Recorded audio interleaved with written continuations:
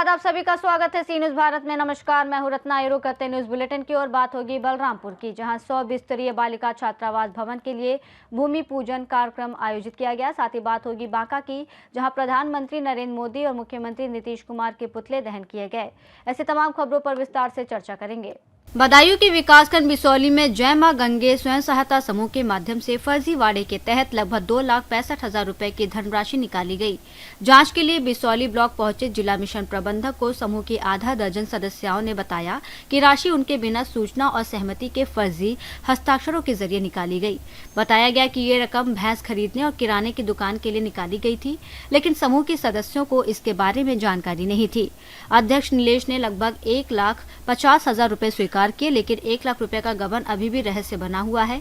इस मामले में विभाग के कुछ अधिकारी भी संदिग्ध बताए जा रहे हैं और अब सवाल उठ रहा है कि दोषी पाए जाने पर जिला मिशन प्रबंधक क्या कार्रवाई करेंगे। बदायूं से सी न्यूज संवाददाता प्रताप की रिपोर्ट। जिला शिक्षा अधिकारी मुख्यालय माध्यमिक भीम सिंह जाट और अतिरिक्त जिला शिक्षा अधिकारी बालचंद कारपेंटर ने बकानी ब्लॉक के राजकीय उच्च माध्यमिक विद्यालय भूमाड़ा और बरखेड़ा कला का औचक निरीक्षण किया, जिसमें दोनों स्कूलों में 11 में से 10 लोक सेवक मौजूद पाए गए। भूमाड़ा स्कूल में शारीरिक शिक्षक मातृत्व अवकाश पर थी। समय विभाग चक्र होने के बावजूद अध्यापन कार्य नहीं किया जा रहा था। केवल कक्षा 2, 6 और 8 में ही उपस्थिति दर्ज थी। कक्षा 1 से 5 में 35 छात्र मौजूद थे, जबकि कक्षा 6 से 12 में कोई छात्र उपस्थित नहीं मिले और कुल 233 नामांकित छात्रों में से 31 का ऑनलाइन सर्वे किया गया। बरखेड़ा कला स्कूल में भी स्थिति चिंताजनक रही। कक्षा उपस्थिति रजिस्टर दिए जाने के बावजूद कक्षा 10 और 11 में उपस्थिति दर्ज नहीं थी। कक्षा 1 से 5 में 3, कक्षा 6 से 8 में 14 और कक्षा 9 से 12 में केवल 44 छात्र मौजूद थे। इन दोनों स्कूलों में संस्था प्रधानों घनश्याम गुर्जर और रमेश चंद मीणा को कारण बताओ नोटिस जारी करने के लिए सीबीईओ को निर्देश प्रदान किए गए हैं। बकानी से सी न्यूज संवाददाता रमेश चंद्र शर्मा की रिपोर्ट। शंकरगढ़ की ग्राम पंचायत चिरई में 100 बिस्तरीय बालिका छात्रावास भवन के लिए भूमि पूजन कार्यक्रम आयोजित किया गया, जिसमें मुख्य अतिथि के रूप में सामरी विधायक उद्देश्वरी पैकरा मौजूद रहे। कार्यक्रम विधिवत पूजा अर्चना के साथ संपन्न हुआ और विधायक ने स्कूल परिसर में नींव रखकर शुभारंभ किया। उद्बोधन में उन्होंने राज्य और केंद्र सरकार की योजनाओं की जानकारी दी और कांग्रेस पर निशाना साधते हुए कहा कि छत्तीसगढ़ में कांग्रेस शासन के दौरान विकास की गति रुकी हुई थी, जबकि भाजपा सरकार आने के बाद विकास कार्य तेजी से हुए। कार्यक्रम में स्थानीय जनप्रतिनिधि, अधिकारी और कर्मचारी मौजूद थे। भाजपा मंडल के महामंत्री सत्यानंद पैकरा ने सफल आयोजन के लिए सभी का आभार व्यक्त किया। ये हमारी जो डबल इंजन की जो सरकार है, केंद्र सरकार और राज्य सरकार, दोनों सरकार मिल करके छत्तीसगढ़ में बहुत विकास की काम कर रही है। छत्तीसगढ़ में ही नहीं, हमारे सामरी विधानसभा में भी बहुत विकास कार्य हो रही है। मैं जगह जगह आप देख रहे हैं, रोज दिन में जगह जगह जा कर के भूमि पूजन कर रही हूँ। अगर आज की बात बताऊं तो यहाँ पर हमारे स्वर्गीय दादा लरंग साह जी के इस गांव में कभी कोई सोचा नहीं था कि यहाँ पर बालिका छात्रावास जो 100 सीटर बनेगा, ऐसा कभी कोई नहीं सोचा था। लेकिन हमारे भारत सरकार की सोच है, नरेंद्र मोदी जी की सोच है कि हमारे छोटे छोटे पढ़ने वाले बेटा बेटियों को दूर रह करके पढ़ाई करना ना पड़े। ये सोच हमारी भारतीय जनता पार्टी में ही संभव है। निश्चित तौर पर आज चाहे वह छात्रावास आश्रम देखें, पुल पुलिया देखें, सड़क देखें, हर जगह यह निर्माण लगातार हो रही है। निश्चित तौर पर हमारी जो सरकार है, डबल इंजन की सरकार, आदरणीय नरेंद्र मोदी जी को और हमारे आदरणीय मुख्यमंत्री विष्णुदेव साय को मैं बहुत बहुत धन्यवाद, शुभकामनाएं दूंगी। इसी तरह निरंतर हमारे क्षेत्र के विकास के लिए लगातार विकास के लिए काम करते रहें, यही शुभकामनाओं के साथ धन्यवाद। सरकार जब कांग्रेस की थी उस समय आप स्वयं देखें कि पिछली सरकार में क्या काम हुआ है। आपको मैं बताना चाहूँगी, अभी 2.5 साल जो हुआ है हमारी भारतीय जनता पार्टी विष्णुदेव साय की सरकार बने, उसका अगर तुलना करें तो एक तरफ तराजू हमारा 2.5 साल का तराजू नीचे रहेगा और 5 साल का तराजू ऊपर रहेगा।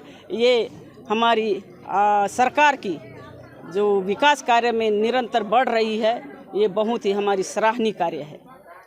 बलरामपुर से सी न्यूज संवाददाता मुकेश सिंह की रिपोर्ट। बांका के चांदर प्रखंड मुख्यालय स्थित चांदर पीएससी पर बिहार चिकित्सा और जन स्वास्थ्य कर्मचारी संघ के नेतृत्व में आशा और आशा फैसिलिटेटरों ने एक दिवसीय धरना प्रदर्शन और हड़ताल की। प्रखंड अध्यक्ष गायत्री देवी के नेतृत्व में आशा कर्मियों ने मुख्य गेट पर सरकार विरोधी नारेबाजी की और अपनी मांगों को लेकर जोरदार प्रदर्शन किया। इस दौरान टीकाकरण, प्रसव, परिवार नियोजन, गर्भवती जांच और पंजीकरण जैसी स्वास्थ्य सेवाओं में अस्थायी व्यवधान आया। प्रदर्शन में शामिल कर्मियों ने चांदन पीएचसी के मुख्य मार्ग पर प्रधानमंत्री नरेंद्र मोदी और मुख्यमंत्री नीतीश कुमार के पुतले दहन किए और चेतावनी दी कि यदि उनकी आर्थिक कठिनाइयों को सरकार नजरअंदाज करती है तो वो अनिश्चितकालीन हड़ताल पर चले जाएंगे और पूरे बिहार में आंदोलन तेज किया जाएगा। बांका से सी न्यूज संवाददाता राकेश कुमार बच्चू की रिपोर्ट। दमोह में पीएम श्री एकीकृत माध्यमिक शाला नरसिंहगढ़ में नए सत्र के अवसर पर प्रवेश उत्सव बड़े हर्ष और उल्लास के साथ मनाया गया। कार्यक्रम में मुख्य अतिथि सेवानिवृत्त प्राचार्य कुलदीप सहमी ने आईसीटी लैब और कंप्यूटर कक्ष का उद्घाटन किया, जबकि विशिष्ट अतिथि जनपद सदस्य पथरिया ललती मोदी और संतोष मोदी ने छात्राओं को मेहनत से पढ़ाई करने और उज्जवल भविष्य बनाने के लिए प्रेरित किया। प्रधान अध्यापिका शुभ्रा ठाकुर ने प्रवेशोत्सव में छात्राओं को पुस्तकें वितरित की और प्रथम, द्वितीय और तृतीय स्थान प्राप्त करने वाली छात्राओं को मेडल और अन्य शिक्षण सामग्री प्रदान कर उन्हें शुभकामनाएं दी। कार्यक्रम में पीएम श्री के समस्त स्टाफ ने भी सभी छात्राओं को प्रवेश उत्सव की हार्दिक शुभकामनाएं दी और उनके उज्जवल भविष्य की कामना की। दमोह से सी न्यूज संवाददाता संतोष मोदी। प्रतापगढ़ में चिलबिला बाजार में स्थित अवध विद्या अकेडमी का वार्षिक उत्सव समारोह का आयोजन श्रीराम वाटिका में किया गया। कार्यक्रम की शुरुआत मां सरस्वती पूजन से की गई, जिसके मुख्य अतिथि श्याम सुंदर और विशिष्ट अतिथि पवन गुप्ता रहे। समारोह में सरस्वती वंदना, स्वागत गीत, देश की एकता, शिव तांडव, बापू तू हमारे लिए हानिकारक है जैसे गीतों पर बच्चों ने प्रेरणादायक गीत और सांस्कृतिक कार्यक्रम प्रस्तुत किया, जिसमें सभी अभिभावक और अतिथियों ने बच्चों की प्रस्तुति को सराहा। स्कूल के प्रबंधक शीश चंद्र द्विवेदी द्वारा सत्र 2025 और 26 के वार्षिक परीक्षा में शीर्ष स्थान प्राप्त करने वाले सभी कक्षा के 3 विद्यार्थियों को सम्मानित किया गया। इस मौके पर प्रधानाध्यापिका अरुण द्विवेदी द्वारा वार्षिक समीक्षा प्रस्तुत की गई। कार्यक्रम का संचालन जगदीश प्रसाद सोनी द्वारा किया गया, जिसमें विद्यालय परिवार के सभी अध्यापक, अध्यापिका नीलम, संजीव, अभय, पल्लवी, वैशाली, शशि, रोली, काजल, शामली, सलोनी, सुमैया का विशेष योगदान रहा। प्रतापगढ़ से सी न्यूज संवाददाता रोहित जायसवाल की रिपोर्ट। रायसेन में 50 एकड़ से अधिक गेहूं की खड़ी फसल में भीषण आग लग गई, जिससे कई खेत पूरी तरह से राख हो गए। आग की सूचना मिलते ही एसडीएम मनीष शर्मा, तहसीलदार भरत मांडवे, आरआई और पटवारी मौके पर पहुंचे। वहीं रायसेन और सांची की नगर पालिका फायर ब्रिगेड की टीम आग बुझाने में जुटी रही। किसानों ने ट्रैक्टर चलाकर आग को फैलने से रोकने का प्रयास किया, लेकिन आग ने विकराल रूप ले लिया और लगभग 10 किसानों के खेत जलकर बर्बाद हो गए। किसानों ने बिजली विभाग पर गंभीर आरोप लगाते हुए कहा कि उन्होंने पहले ही बिजली बंद करने का अनुरोध किया था, लेकिन अधिकारियों ने कार्रवाई नहीं की, जिससे बिजली के तारों में शॉर्ट सर्किट के कारण ये आग लगी। क्या नाम है आपका? सर शैलेंद्र ठाकुर।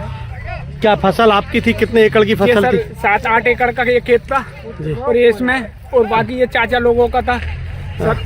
कम से कम 30-40 एकड़ का नष्ट हुआ है सर। जी, क्या नाम लिखते हो? सर शैलेंद्र ठाकुर। कहाँ के निवासी? आमा। कितने दिन पहले लगी थी आग और कितनी फसल का नुकसान हुआ लगभग? आपने कैसे बाबू का तो ऐसा हो गया होगा, समझ लीजिए आप कितना है। रायसेन से सी न्यूज संवाददाता अरशद मसूद की रिपोर्ट। रामगढ़ जिले के रजरप्पा थाना क्षेत्र से मानवता को शर्मसार करने का मामला सामने आया है, जहां एक नाबालिग युवती के साथ सामूहिक दुष्कर्म की घटना ने इलाके को झकझोर दिया है। रामगढ़ एसपी अजय कुमार ने बताया कि घटना के बाद पीड़िता के परिजनों ने थाने में लिखित शिकायत दर्ज कराई, जिसके आधार पर पुलिस ने त्वरित कार्रवाई शुरू की। जानकारी के अनुसार 30 मार्च की शाम बारलोंग इलाके के एक सुनसान स्थान पर 3 युवकों ने मिलकर इस वारदात को अंजाम दिया। मामले की गंभीरता को देखते हुए थाना प्रभारी कृष्ण कुमार के नेतृत्व में एक विशेष टीम का गठन किया गया। टीम में एसआई निरंजन सिंह, अशोक कुमार सिंह, रंजीत महतो और मोहम्मद इकबाल सहित अन्य पुलिसकर्मी शामिल थे। पुलिस ने चितरपुर क्षेत्र में कई स्थानों पर छापेमारी की है। रजरप्पा थाना क्षेत्र में एक मामला सामने आया है, जिसमें एक नाबालिग लड़की के साथ कुछ लोग थे, लड़के थे जो उसके साथ में गलत करने का उन्होंने कार्य किया था, प्रयास किया था। और इस संदर्भ में रजरप्पा पुलिस के द्वारा, हमारे इंस्पेक्टर के द्वारा त्वरित कार्रवाई की गई है। सभी आरोपियों को गिरफ्तार कर लिया गया है और विधि सम्मत कार्रवाई की जा रही है। रामगढ़ झारखंड से सी न्यूज़ संवाददाता राजीव सिंह की रिपोर्ट। रामगढ़ जिले के रजरप्पा थाना क्षेत्र के सिकनी गांव में जमीन विवाद के चलते दो पक्षों के बीच हुई मारपीट में मालती देवी गंभीर रूप से घायल हो गई। मालती देवी ने बताया कि वो अपने खेत पर काम कर रही थी और तभी गांव के कुछ लोग आए और उन्हें गालियों के साथ लाठी डंडों से पीटने लगे। घटना के बाद घायल महिला की सूचना स्थानीय पुलिस को दी गई। परिजन और ग्रामीणों की मदद से उन्हें तुरंत सदर अस्पताल रामगढ़ लाया गया, जहाँ उनका उपचार किया गया। डॉक्टरों के अनुसार महिला की हालत फिलहाल स्थिर है। अपना जमीन हुआ अथी करने के लिए गया है। वहाँ कमेसर महतो मारा है, गोलको महतो मारा है, राम सेवक महतो मारा है। उसका परिवार सब घेर लिए है। हमको बोलने का शक्ति नहीं मिल रहा है। तो इसकी जानकारी आपने पुलिस को दिया है? हाँ, पुलिस के दिए हैं।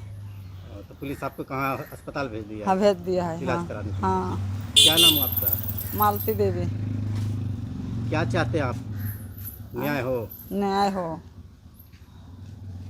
रामगढ़ झारखंड से सी न्यूज़ संवाददाता राजीव सिंह की रिपोर्ट। वाशिम के मालेगांव शहर में आज 4 बजे के बाद अचानक बेमौसम बारिश हुई, जिससे जनजीवन प्रभावित हो गया। तेज बारिश के कारण मौसम ठंडा हो गया और गर्मी से राहत मिली, जबकि किसानों में फसलों के नुकसान की चिंता बढ़ गई। वाशिम से सी न्यूज़ संवाददाता नागेश अवचार की रिपोर्ट। बुलेटिन में फिलहाल इतना ही। देश और दुनिया की तमाम बड़ी खबरों के लिए देखते रहिए सी न्यूज़ भारत।